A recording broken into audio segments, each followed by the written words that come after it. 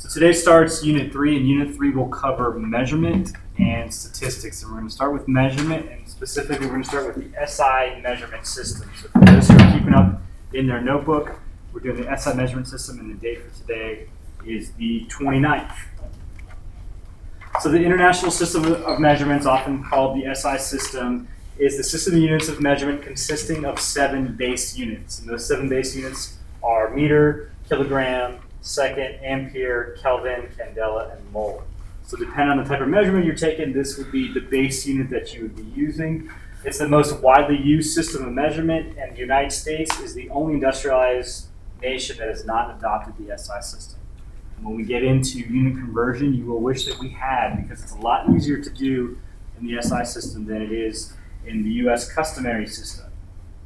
It is often referred to as the metric scale, and we have prefixes here that indicate an integer power of 10, meaning that I can change from a megameter to a gigameter by increasing in powers of 10. And how I read this chart is, if I take my base unit, let's say it's meter, and I multiply that base unit by a power of 10, it gives me the prefix. So a base meter times 10 to the 1 power, it becomes a decameter. Or if I take a meter and multiply by 10 to the second power, I get a hectometer. It's the same getting smaller as well. If I multiply by a negative power, 10 to the negative 1, I'm going to slide my decimal to the left. So a meter times 10 to the negative 1 is a decimeter. So we're going to use this quite a bit when we get into unit conversions, but that's how you read this diagram. So for a size comparison, looking at, let's say, the cross-section of a human hair versus 2 sheets of paper, the width of that, or the diameter of a paper clip, I have a size of approximately 0.1 millimeters, 0.2 millimeters, and 0.8 millimeters. So looking at those examples, our measurement includes a value, which is our number, so 0.1, 0.2, 0.8. Measurement also has to include units, right? So it's 0.1 millimeters, 0.2 millimeters. Because if I don't include units, the 0.1 by itself is not very helpful. 0.1 millimeters and 0.1 miles are very much different things, different sizes.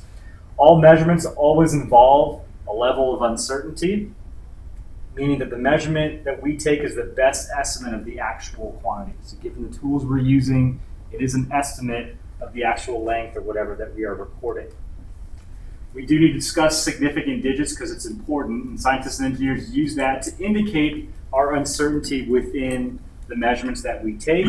Significant digits are all digits in a decimal number that carry meaning, indicating the certainty of that value. All digits you record for measurement are considered significant. So everything we record we consider important, and include all certain digits in the measurement and one uncertain or estimated digit. So our last digit in the number we record is our estimate for that measurement. As a general rule, if we're using a digital instrument, meaning that it records or measures digitally like a digital caliper, then we simply read and record all digits, including zeros after the decimal point, exactly as displayed. If we're using a decimal scale instrument, so that would be like a ruler or a scale, then we will record all digits you can certainly determine from the scale markings and estimate one more digit. So we'll look at a scale and talk about what that means. But for today's activity, we're using a decimal scale instrument. We're going to record all markings and then estimate one more digit beyond that. So if this is your typical metric scale, it's going to have somewhere around 30 plus centimeters, and it's graduated. Graduated means that those centimeters have been divided up. Specifically, it's been divided up into 10 millimeters, right? Each centimeter graduated into 10 millimeters. So if I'm looking at the scale blown up, starting from the very front edge, the first line is going to represent 1 millimeter, or a tenth of a centimeter. I get to the midpoint, slightly longer line is 5 millimeters, and I get to the largest number, that's 1 centimeter, or 10 millimeters. So using this as our scale, I want to record the length of this rectangle. So I'm going to blow this up. I know for certain, based on my instrument, that it's between 3 and 4 centimeters. I also know that it's going to fall between the 3.8 and 3.9 centimeters. Right? So it's between 3 and 4 centimeters, between 3.8 and 3.9. but I know that it's not on one of these lines exactly. So this is where my estimate comes in. So I'm going to look at this and I'm going to say, well, I can record all digits that I can certainly determine from the scale markets and then estimate one more. So I'm going to say it's 3.8, maybe 4. Right? So I'm best estimate for this, 3.84. These two digits I'm certain of based on the instrument I'm using. And the last digit is an estimate for this measurement. All three digits though are significant, and so I'm going to record those, right? So first two are certain, last digit is going to be an estimate, and then I include my units. Let's do one more quick example. How long is this rectangle? Okay. I know it's between 6 and 7 centimeters. Looks like it's 6.3, and then I can estimate the digit beyond that, 6.33 centimeters. These two are certain. This one is an estimate. If you were to say this is 6.32, that would be correct as well, because that's how you estimated that last digit. Okay. How many significant digits do I have? I have 3. Again, 2 that are certain and 1 that is an estimate. So your turn is going to actually be done in the activity itself. Let me pull that up so that you can see that. We are starting 3.1a linear measurements using the metric scale. We're going to work directly on this Word document. So pull this from the LMS, go into the resources and download it. You can add your answers in on the document. Please use a color other than black so that I can delineate what was originally there and what is your work. So we're going to work through these and record the distances starting at 0. How far is A? I can add that measurement in here. Don't forget the value and also record your units for that. Questions 6 and 7 are based on your answers here. What is the difference in length between rectangles A and C?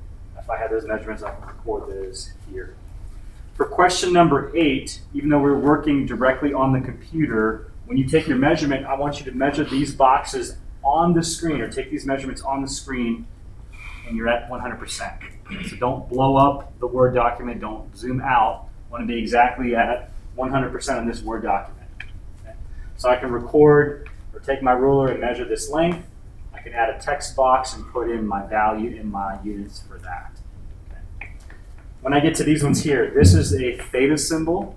Theta represents diameter. So it's asking for the diameter, the distance from one side of the circle to the other for this one here. This is radius, symbol for radius, R. It's asking for the distance from this crosshair center point to the arc itself. So this will be done directly on the Word document. Number 9, I want to fill in this chart. Okay, so you're looking for items that you currently have with you that you could record some sort of measurement for, and it's up to you. If you don't have a CD with you, you don't have to use this, you can remove it. So let's say my object's going to be a pencil. My description of measurement would be like the length. I'm going to record the length of my pencil, which units I'm going to do it in, and then what the actual value is. We want to fill these in with items that you currently have on you.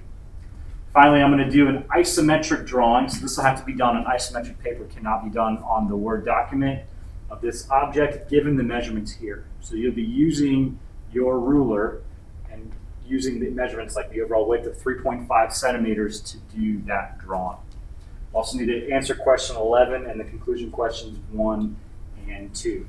All of this work is going to go either on the Word document itself and submitted, and then question 11 will have to go in your notebook, so submit that separately. I'm going to give you 2 days to work on this activity.